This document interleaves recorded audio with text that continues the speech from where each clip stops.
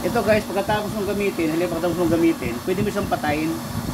Patayin mo lang siya. Yan. Yan, patayin mo lang siya. Wala na siyang tulo.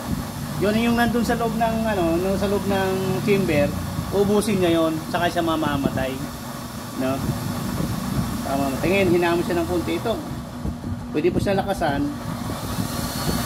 No, pwede mo hinaan. Hinaan mo lang siya. Ayan guys. Yan, wala na siyang tulo.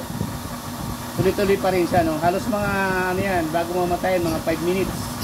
Bago mamatay yung apoy, no?